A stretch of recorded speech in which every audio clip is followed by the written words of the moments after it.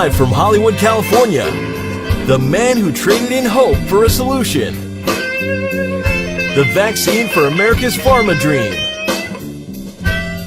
the man who legalized stealing your health back. You're listening to the Natural Health Report with your host, Matthew David Hurtado.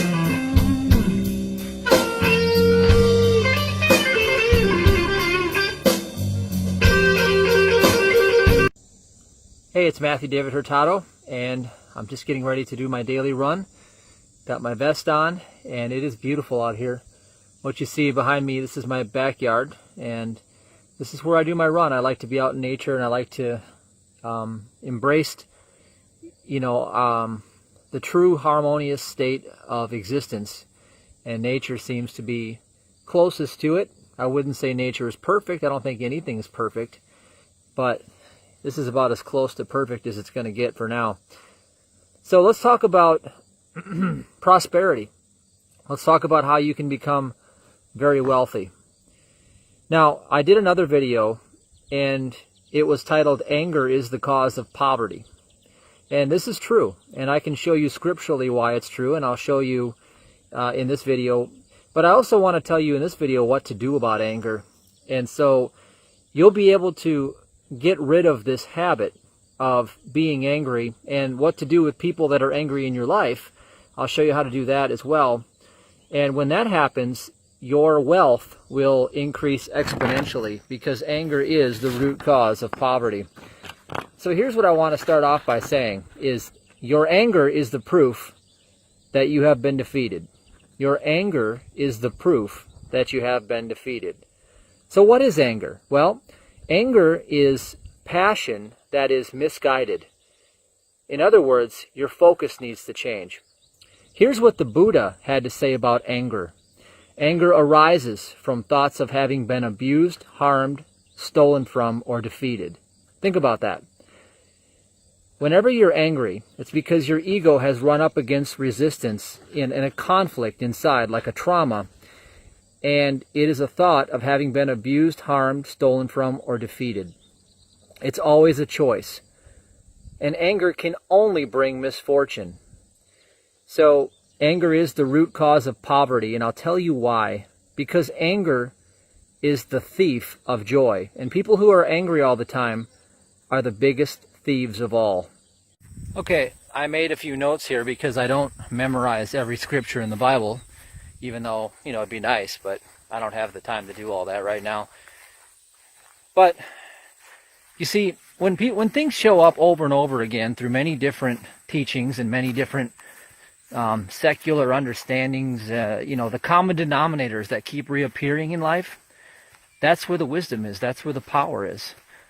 So, if Buddhism talked about anger being a tool that fools use, only fools come to anger. Well, what does the Bible say about it? Well, let me tell you just a couple scriptures so you understand exactly what the Bible had to say about anger. Fools give full vent to their rage, but the wise bring calm in the end. Proverbs 29:11. Do not be quickly provoked in your spirit, for anger resides in the lap of fools. Ecclesiastes 7 verses 9. Do not make friends with a hot-tempered person, and do not associate with one easily angered. Proverbs 22:24. Now, I remember years ago I hired this guy, and you see, he had been known for having a hot temper, but I believed that, maybe he was intelligent enough to do the job, etc. And so I was a fool because I hired him, and within the first week he was starting a fight in my warehouse, and I had to fire him. You see, because listen to this: do not make friends with a hot-tempered person, and do not associate with one easily angered, because an angry person is a fool, and you become who you hang around. And if you're the angry person, then remember it's always a choice, and deal with it. You see, everybody has a certain degree, a certain level of anger. And this is part of mastery. It's part of self-mastery, is learning how to deal with your anger so that you don't let it get the best of you. So what do you do about somebody who is angry? Well, What you do with somebody who is angry is you don't retaliate with anger and digest their vomit. Now think about that. When they're angry at you and they're always showing anger, you don't digest their vomit and become angry right back at them and drink the poison of anger. Instead, you completely ignore them. You see, not many people on this planet can handle having their existence negated.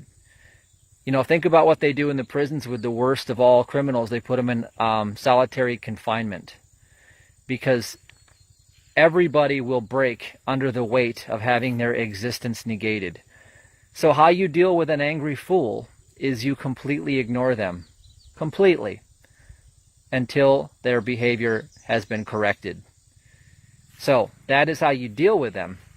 Now, what are some of the solutions to dealing with our own personal anger so that we can raise our vibration, our frequency? Because the whole point of becoming wealthy and the whole idea that makes you wealthy is when you raise your frequency and your vibration.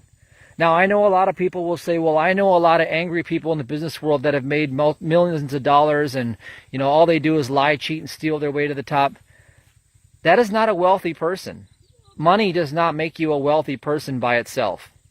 If you're an angry old hag and you're nothing but a miserable son of a bitch and you've got a lot of money, you are not a wealthy person. You see, wealth is all-encompassing because wealth involves health, happiness, prosperity, and abundance of all good things, love, peace, and joy. And the hallmark, the pinnacle, the cornerstone of true prosperity is peace of mind, happiness, and joy. Because when you're able to be that person and show up as that person in the world, no matter what the circumstances are, you have the tattoo of wisdom on your soul. You are embodying wisdom. You see, wisdom is the greatest magnet for riches. Wisdom is the goal. So what do we do when we have... I took a couple notes here, so I want to look at these to make sure I don't miss anything. Because I was downloading this last night, and I really want to give the most effective transmission here. And this is important. I know I went over 5 minutes, and most people can't sustain that long for their attention. But this is an important lesson because angry people and anger behavior is the root cause of poverty and what destroys your life, because it's the thief of joy. And our purpose in life is to be happy and experience joy. So if you're expressing anger, you're actually living in reverse. That's like the devil, you know, live and then turn it around is evil. Well, anger is the antipode of life. So the solution that I've come up with is you have to have the right perception. Remember, I said that anger is passion that is misguided. So here's what you have to recognize, that the law of attraction says that the world is really between you and you. Your reality is a projection of your consciousness in a hologram being reflected back to you. In other words, it's your attitude reflecting itself back to you. That is what life really is in terms of your external reality. It's your attitude reflecting itself back to you. So what do you do if you are seeing a lot of strife, chaos, and disorder and problems in your reality? Well, remember that circumstances don't matter, only your state of being matters. So what you want to do is you have to first change your attitude towards life. First, change your attitude towards life. First, change your attitude towards life. And then, and only then, your circumstances will begin to change, because they have to, because they are an outpicturing, a mirror of your attitude. Now, here's what happens. Imagine a top spinning on the table. And you've been creating anger for a long time and responding and reacting. Think about the word reacting. You keep re-emerging as this actor who's angry. Well, every time you do that, you add energy to the anger cycle and you keep spinning that top. Well, when you stop provoking anger in your environment and reacting to it, the top keeps spinning for a while. And then if you keep stopping and you keep changing your attitude, eventually it runs out of momentum and it falls back into the nothingness from where it came, because it is your consciousness creating reality. So, the number one thing you can do to increase your prosperity consciousness is to focus on what is suppressing it and holding it down. Imagine your prosperity that you were born with is already designed to basically rise to the top of the surface and float and handle any of the waves that life brings you, because you are equipped with knowing and understanding, because you are the God within. You already had this knowledge. But see, what happens is we are taught anger. We learn it. And if you look at most environments of poverty, there's a lot of anger in those environments. The anger is the cause of the poverty. Well, learning anger suppresses your consciousness, and it steals your joy, and it brings down, it suppresses you. See, and as long as you remain in that behavior of anger, you cannot rise above. So, what's the opposite of anger? Laughter. Laughter is the opposite of anger. You see, laughter is the hallmark of wisdom. People who smile a lot and who laugh and are able to keep their calm under circumstances that could provoke anger easily in someone else, those are champions. Those are people who usually rise to the top of their industry, because they are constantly staying in the vibration of allowing. You see, anger is disallowing. Anger is disallowing. Anger is resistance. Resistance is disallowing. But see, when you are able to smile and remain in your joy, no matter what the circumstances are, circumstances don't matter, only state of being matters. Remember that. When you change the way that you're being, and you can remain in your joy, you stay in your power, that keeps you tapped into the allowing vibration. And as long as you're in the allowing vibration, the solution can appear. But see, when you step into anger, you reject the solution, and you fully immerse yourself in the problem consciousness, and you cannot get out of the problem consciousness by staying in the attitude and frame of mind that created the problem in the first place. That's why Einstein said you can't solve the problems with the same level of consciousness that's creating them. So think about this. In terms of the law of attraction, in terms of reality, in terms of quantum mechanics, in terms of spiritual understanding, it really boils down into the simple truth that your attitude towards life is your reality being reflected back to you. And the number one thing you can do is to learn how to laugh more, to smile more. And I'm not talking about laughing like a hysterical idiot that is a complete joker in the world. I'm talking about to change your perception so that you can embrace the lighter side of life. That's what enlightenment is. It's to lighten up a bit. It's to become lighter in your version of what you think has to happen in order for your joy to be there. See, a lot of people think that they have to make $1 million before they're going to be happy. Well, the problem is that they're unhappy. They get the $1 million, and then they get unhappier because now they need 10 million. Okay, see, that's the inherent problem in that, and that's why those wealthy people that lie, cheat, and steal their way to the top and that are assholes are not wealthy, because they still have lack in their consciousness. They cannot enjoy life no matter what level of money flows into their life. And if you can't enjoy life, you are not wealthy, period. And if you don't have health, you are not wealthy, period. And what does anger cause? Anger causes stress. It's unnatural. Anger is the root cause of poverty. So stop doing anger. Don't say you're being angry. You're doing anger from a state of consciousness that is acting with a misguided focus. So what is the correction of the focus? Is worship is always the correction of focus. Worship is always the correction of focus. In other words, only the good is true. Since it's just between you, and this is a quantum holographic projection of reality, and all there really is the God force, and you're part of it, and it's just God having a conversation with itself. That's what your life is God experiencing itself through the five senses, through the mind, through the ego. Then change your perception and say, only the good is true. I recognize that only the good is true. That's saying only God is true. And it's all good. It's all God. You can interchange those words. It's all good. It's all God. When you start to begin to affirm that to your circumstances, those hardened circumstances that would normally provoke you into becoming an angry person and perpetuating the same circumstances over and over and over again. Remember, keep spinning that top over and over. You're not going to get out of it by focusing on the problem. That dog doesn't hunt. You can't get there from there. Remember that. You have to change your state of being before your consciousness changes, and then your reality has to change. That is the law of creation 101.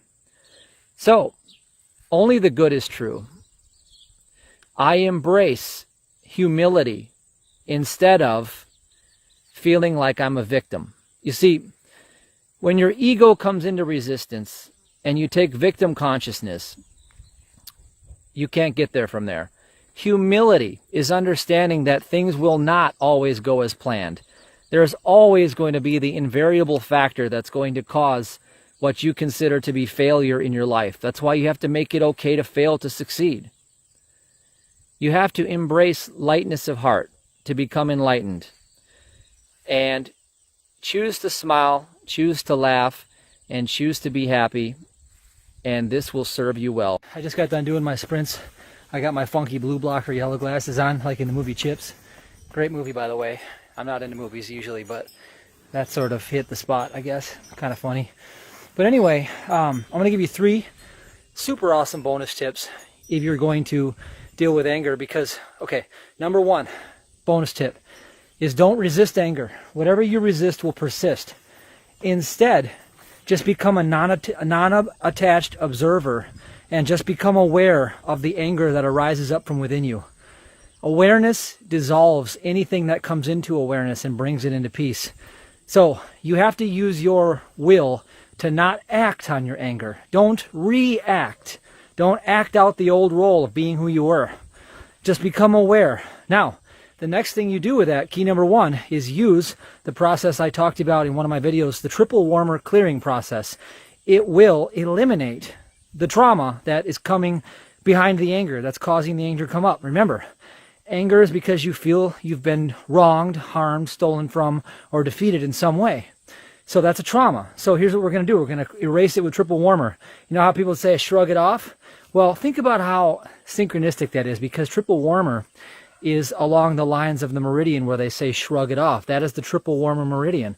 So what you do is you just take your fingers and you trace up around behind the ear, down here, rub the shoulders, shrug it off down the arm and out the middle finger.